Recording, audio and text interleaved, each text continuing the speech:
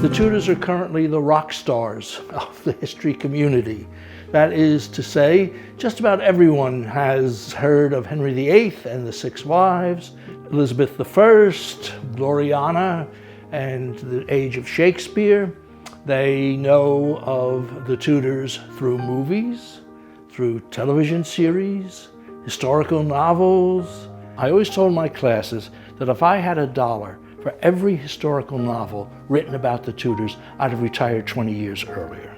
But this has led to misleading information about who these individuals were.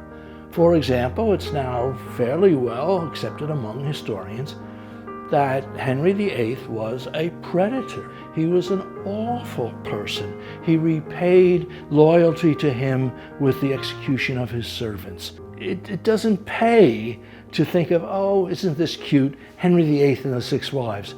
There's a lot more to Henry than that. Second of all, I would say that the study of the Tudors is important because of the issues that the Tudors had to confront.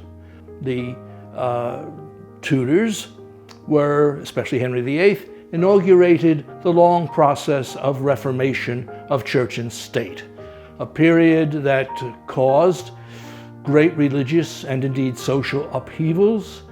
It caused many people to turn one against another, between reformers and those who clung to the old religion.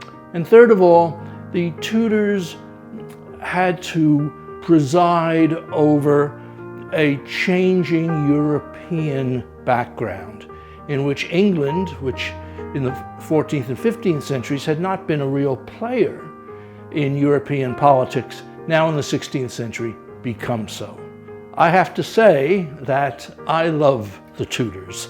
In my time teaching at the university, I taught courses on the Tudors on many occasions.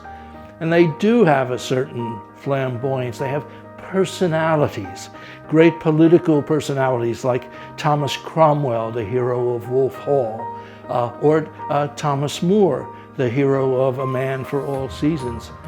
With respect to Elizabeth I, she had to settle a great many problems while trying to maintain the independence of England from a Europe that was set on counter-Reformation.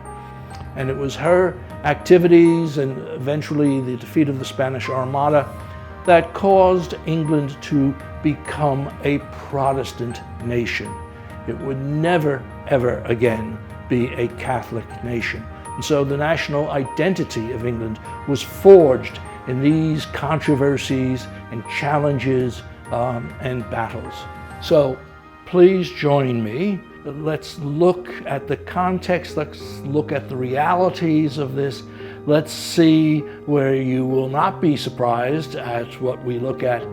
And maybe in some places you will be very surprised at what we uncover.